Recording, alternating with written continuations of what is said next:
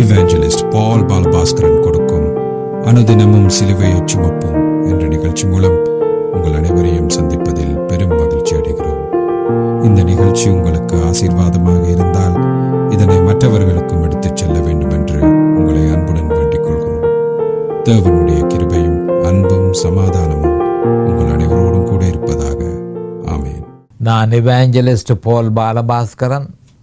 அனுதினமும் சிலுவையை சுமப்போம் என்ற இந்த நிகழ்ச்சியில் மறுபடியும் என் சகோதரர்கள், என் சகோதரிகள், என் நண்பர்கள் எல்லோரையும் சந்திப்பதில் நான் பெரும் மகிழ்ச்சி அடைகிறேன்.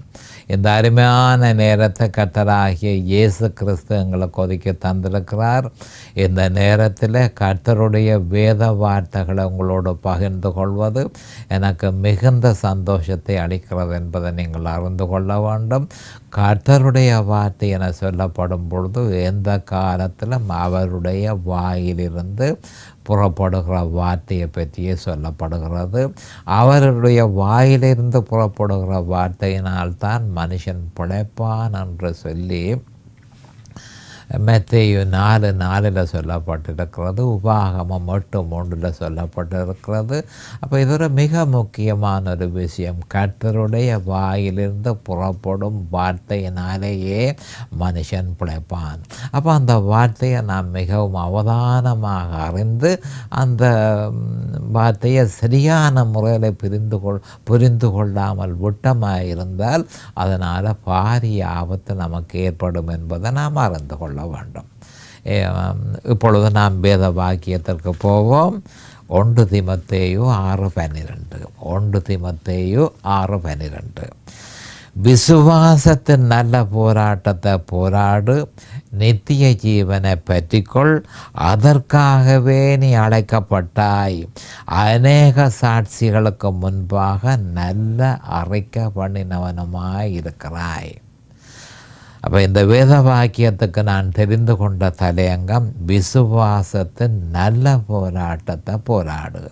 அதனுடைய சரியான மொழிபெயர்ப்பு அந்த விசுவாசத்தின் அந்த நல்ல போராட்டத்தை போராடு. நாம் இப்பொழுது ஜெபத்திற்கு கடந்து செல்லுவோம். அருமையானங்கள் பிதாவே உமக்கு ஸ்தோத்திரம். பரலோகத்தின் தேவனே உமக்கு ஸ்தோத்திரம். இந்த அருமையான நேரத்தை நீர் எங்களுக்கு ஒதுக்கி தந்ததற்காக இன்றைக்கும் ஸ்தோத்திரம். இதனை கேட்டுக்கொண்டிருக்கும் என் சகோதர சகோதரிகள் நண்பர்கள் எல்லோரையும் தேவரீர் ஆசீர்வதித்து அபிஷேகித்து அவர்களுக்கு பிரகாசமான மனக்கண்களை கொடுத்து உம்முடைய வேத வார்த்தைகளை அறிந்து கொள்ளக்கூடிய பாக்கியத்தை அவர்களுக்கு கொடுத்தருள வேணுமென்றும் அதே நேரம் அடியேனை அபிஷேகித்து உம்முடைய பரிசுத்த ஆவியானவர் தாமே முன்னின்று போதனையை செய்ய வேண்டும் என்று இயேசு கிறிஸ்துவின் நாமத்தினால் கேட்டுக்கொள்கிறேன் பிதாவே. Amen and amen and amen. Hallelujah, hallelujah, hallelujah. அப்போ முந்தின செய்தியில் நான் உங்களுக்கு சொல்லியிருந்தேன் என்ன மாதிரி என்று சொன்னால், அவர் நமக்காக நம்மிலிருந்து போராட்டம் செய்யாவிட்டால் நாம் யாராக இருந்தாலும் அந்த தீய சக்திகளை, அந்தகார சக்திகளை ஒரு பொழுதும் மேற்கொள்ள முடியாது என்று நான் உங்களுக்கு சொல்லியிருந்தேன். அப்போ ரட்சிப்பு, நமக்கு ரட்சிப்பை தருவதற்காக கிறிஸ்து நமக்காக யுத்தம் செய்கிறார் என்று சொல்லி யாத்திராகமம் 14:13 நாம் காணக்கூடியதாக இருக்கிறது.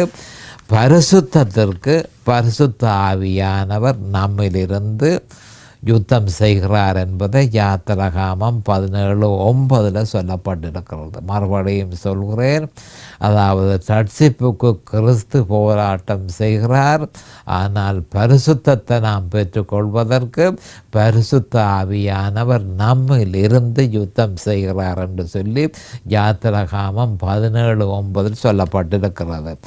அப்போ ஒரு பொழுதும் சாத்தானோடோ அசுத்த ஆவிகளோடோ வீழ்ந்து போன தேவதூதர்களோடோ நாம் போராட்டம் செய்யக்கூடாது. கவனமாக கிறிஸ்தவர்கள் அறிந்து கொள்ள வேண்டிய மிக முக்கியமான உண்மை, அந்தகார சக்திகளோடு நாம் யுத்தத்திற்கு ஒரு காலமும் போகக்கூடாது.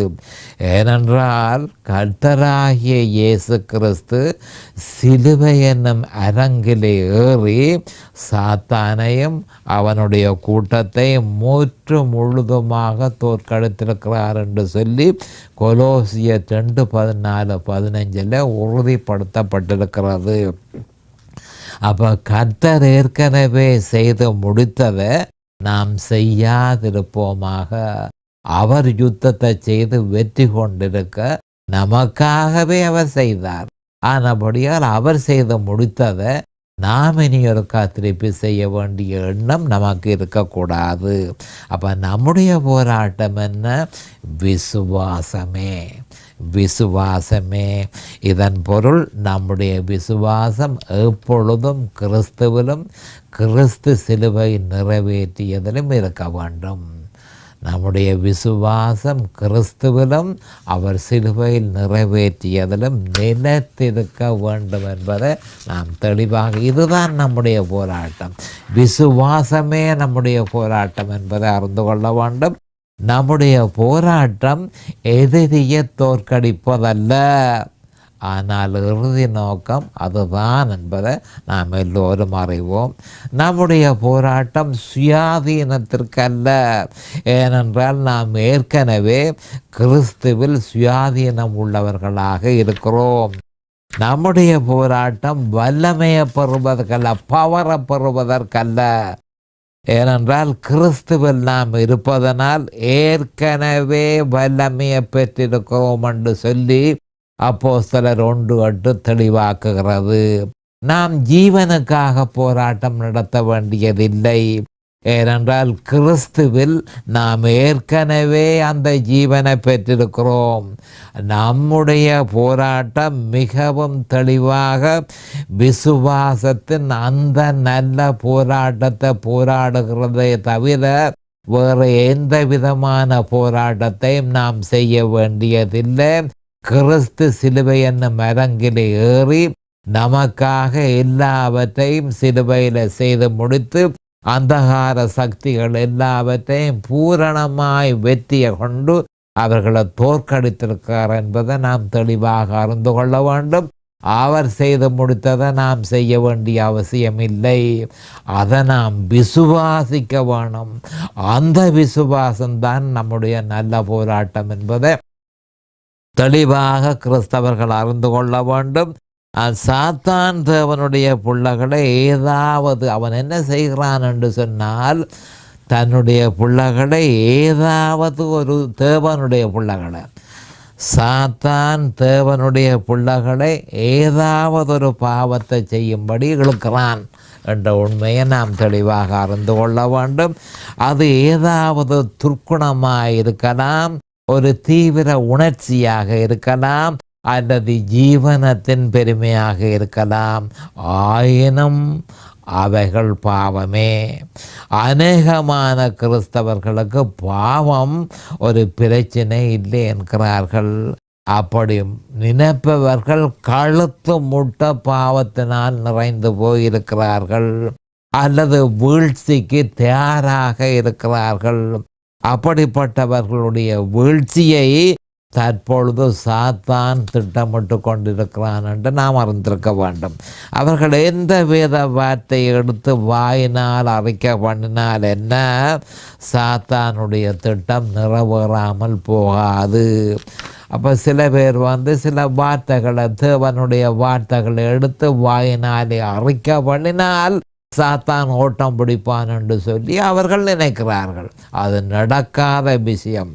ஏனென்று சொன்னால் சாத்தான் அந்த மாதிரியான அலுவல்களை என்ன மாதிரி என்று சொன்னால் தேவனுடைய பிள்ளைகளை உற்சாகப்படுத்தி அதுகளை செய்து சிலுவையில் அறையப்பட்ட இயேசு கிறிஸ்துவை விட்டு அவன் விலக்கி போடுகிறான் என்பதை நாம் அறிந்திருக்க வேண்டும். அப்போ எந்த மாதிரி வாயினால் அறிக்கை பண்ணினால் என்ன, எந்த வேத வார்த்தையை வாயினால் அறிக்கை பண்ணினால் என்ன, சாத்தானுடைய திட்டம் நிறைவேறாமல் போகாது என்பதை நாம் அறிந்து கொள்ள வேண்டும். பிரச்சனை எந்த காலத்திலும் பாவமே. தற்போதைய பிரச்சனையும் பாவமே. சாத்தான் நாம் பாவம் செய்ய வேண்டும் என்று விரும்புகிறான். பாவம் இருந்தால்தான் நம்மில் கை போடலாம். ஆனபடியால் நாம் பாவம் செய்ய வேண்டும் என்று சாத்தான் விரும்புகிறான். அதனை எப்படி செய்ய வேண்டும் என்பதனை பற்றி அவன் கவலைப்பட போவதில்லை. சாத்தானுடைய பெரும் முயற்சி இந்த பாவத்தை கையாளுவதிலேயே செலவழிக்கப்படுகிறது என்ற உண்மையை நாம் தெளிவாக அறிந்து கொள்ள வேண்டும். அது ஒன்றே தேவனை விட்டு பிரிக்கிறது. பாவத்தோட தேவன் ஒரு காலமும் ஒத்து போக மாட்டார். தன்னுடைய பிள்ளைகள் பாவத்தை செய்கிறவர்களாக இருந்தால் அவர் மனம் திரும்பாவிட்டால் அவர்களோடு அவர் நீடிய காலத்துக்கு இருக்க மாட்டார்.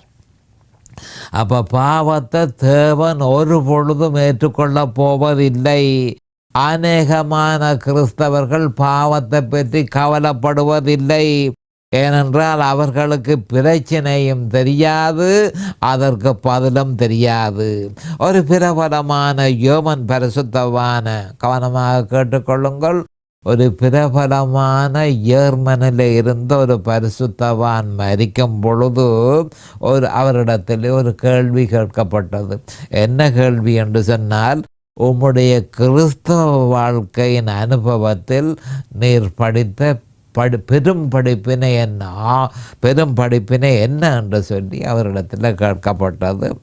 அதற்கு அந்த மனுஷன் என்ன மாதிரி என்று சொன்னால், என்ன பதிலை சொன்னார் என்று சொன்னால், கிறிஸ்தவர்களுக்கு திகைப்பூட்டுகிற ஒரு பதிலை அவர் கொடுத்தார். ஆனால் மிக முக்கியமான ஒரு பதில். அப்போ என்ன அவர் சொன்னார் என்று சொன்னால், பாவம் எவ்வளவு மோசமானது என்பதே நான் அறிந்த படிப்பினை ஆகும். என்னுடைய கிறிஸ்தவ வாழ்க்கையில் பாவம் எவ்வளவு மோசமானது, பாவம் எவ்வளவு பயங்கரமானது என்பதே நான் அறிந்த படிப்பினை என்று சொன்னார். ஆம், எந்த கிறிஸ்தவனும் அறிய வேண்டிய மிக முக்கியமான படிப்பினை அதுவே என்பதை நாம் தெளிவாக அறிந்து கொள்ள வேண்டும். அப்படியாயின் பாவம் என்றால் என்ன? கவனமாக கேட்டுக்கொள்ளுங்கள். பாவம் என்றால் என்ன? இலக்கை தவற விடுவதே பாவமாகும். Missing the mark. இலக்கை தவற விடுவதே பாவமாகும். என்ற இலக்கை நாம் பொதுவாக பாவ செயல்களை பற்றி யோசிப்போம். உடனடியாக அந்த சிந்தனைக்குத்தான் நான் திரும்புகிறது வழக்கம். அப்போ சாத்தானுடைய முயற்சி நம்மை பாவம் செய்ய இழுப்பது என்பதை நாம் முதல் கண் அறிந்து கொள்ள வேண்டும். அவன் நிச்சயமாக சில அலுவல்களை செய்வதை விரும்புவான். கிறிஸ்தவர்கள் சில அலுவல்களை செய்வதை, சில பாவ செயல்களை செய்வதை அவன் விரும்புவான் என்பதை நாம் அறிந்து கொள்ள வேண்டும்.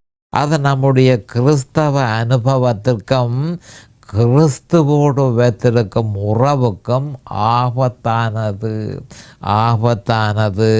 அத்தகைய பாவச்செயலை ஒருவன் செய்வதற்கு முன்பு, அப்போ பாவச்செயலை செய்வதற்கு முன்பு சாத்தான் அவனுக்கு முன்பாக ஒரு கரட்டை காட்டுகிறான் என்பதை நாம் அறிந்து கொள்ள வேண்டும்.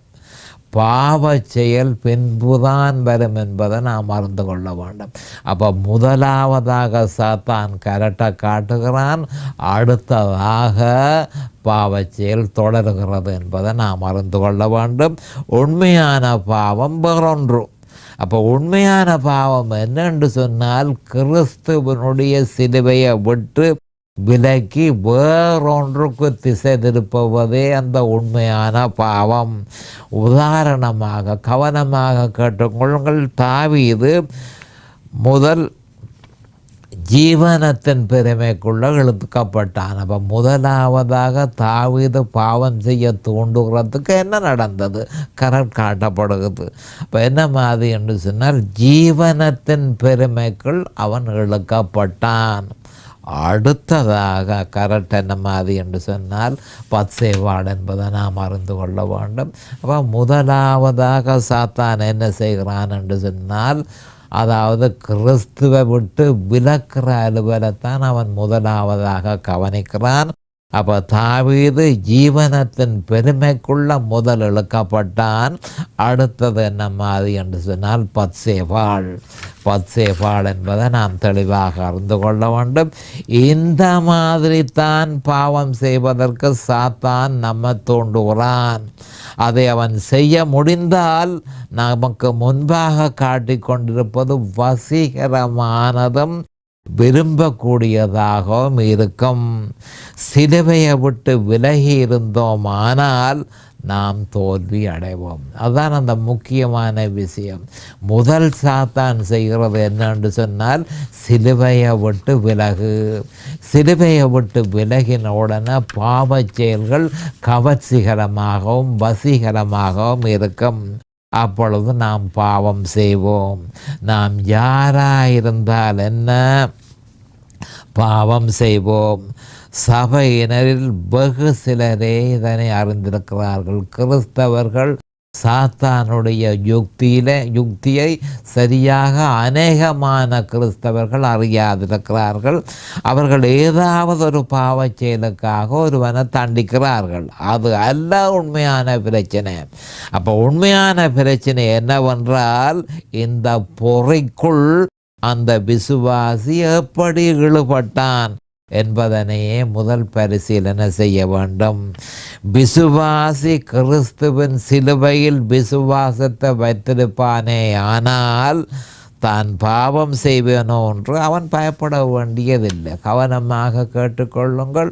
ஏனென்று சொன்னால் பரிசுத்த ஆவியானவருடைய உதவி அவனுக்கு கிடைக்கும்.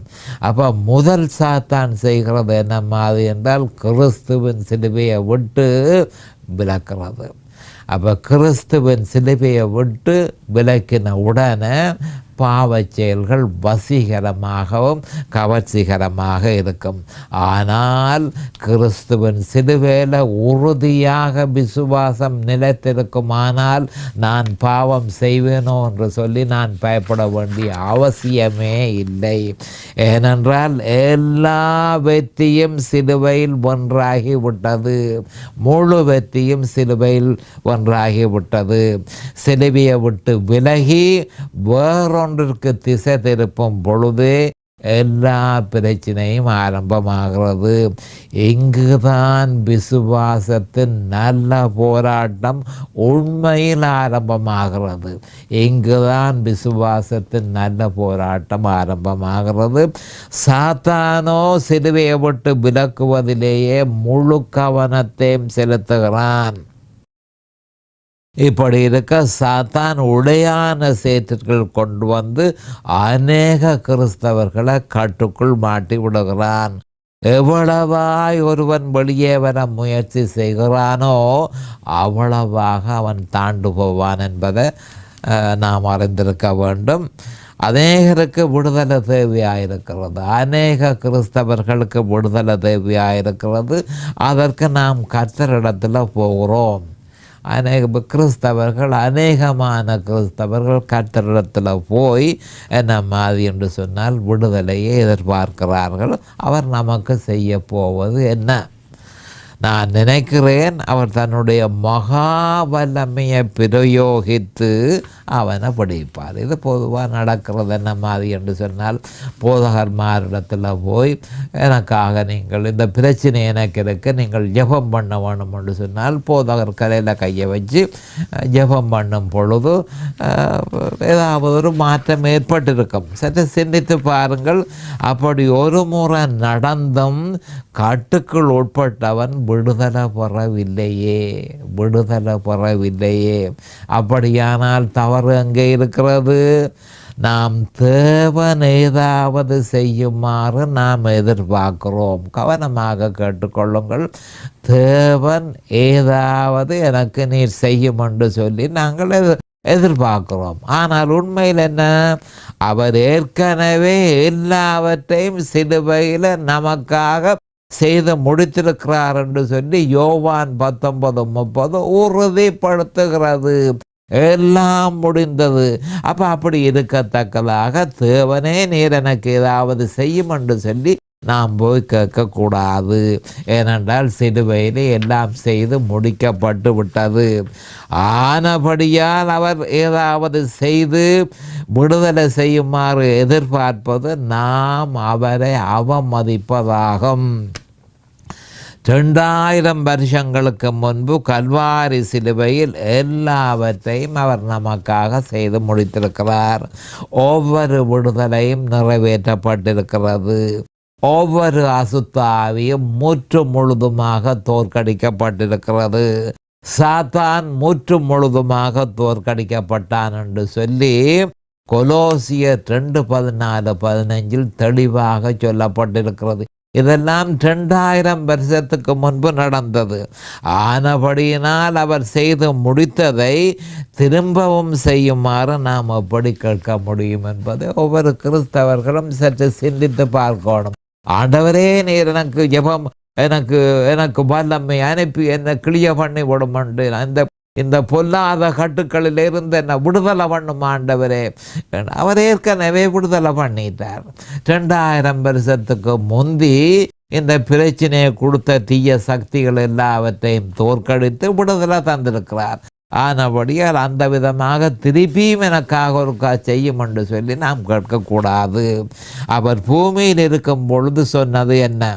லூக்கா 4:18 கர்த்தருடைய ஆவியானவர் என் மேல் இருக்கிறார், தரித்திரருக்கு சுவிசேஷத்தை பிரசங்கிக்கும்படி என்னை அபிஷேகம் பண்ணினார், இருதயம் நெருங்குண்டவர்களை குணமாக்கவும், சிறப்பட்டவர்களுக்கு விடுதலையையும், குருடருக்கு பார்வையை பிரசித்தப்படுத்தவும், நொறுங்குண்டவர்களை விடுதலையாக்கவும் தன்னை அனுப்பினார் என்று சொல்லியிருக்கிறார்.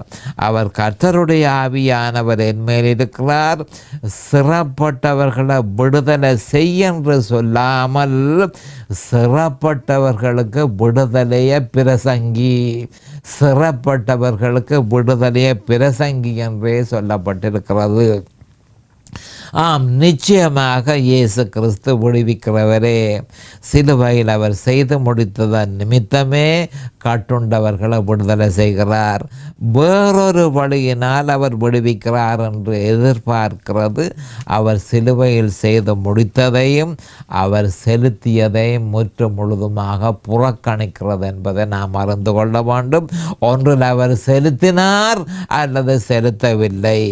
ஆனால் நான் நிச்சயமாக நம்புகிறேன் அவர் எல்லாவற்றையும் சிலுவையில் செலுத்தி முடித்திருக்கிறார்.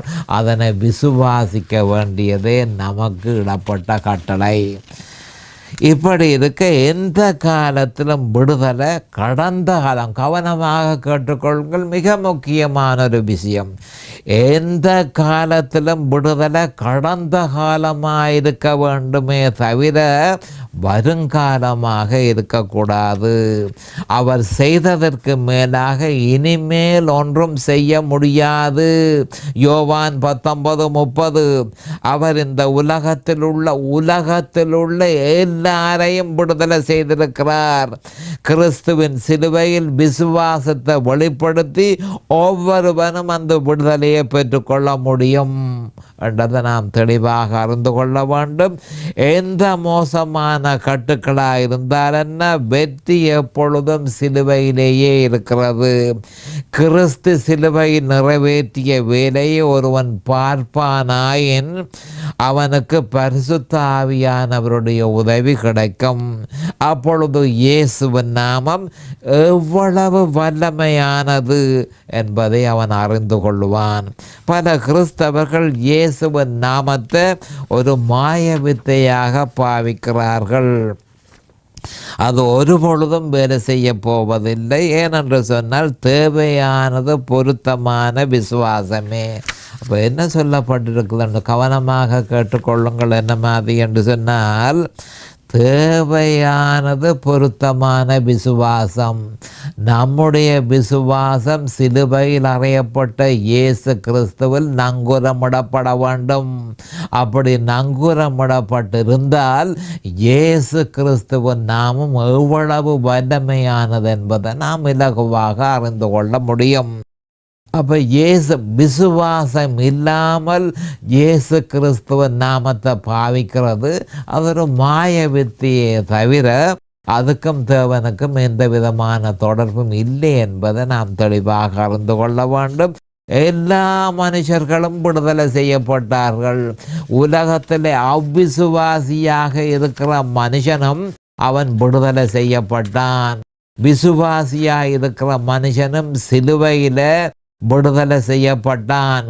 அந்த விடுதலை அவன் பெற்றுக்கொள்ள வேணுமா இருந்தால், மறுபடியும் சொல்லுகிறேன், இயேசு கிறிஸ்து சிலுவையில் நிறைவேற்றிய அந்த விடுதலையை எந்த மனுஷனும் பெற்றுக்கொள்ள வேணுமா இருந்தால் அவன் இயேசு கிறிஸ்துவிலும் அவர் சிலுவை நிறைவேற்றியதிலும் தன்னுடைய விசுவாசத்தை வெளிப்படுத்த வேண்டும்.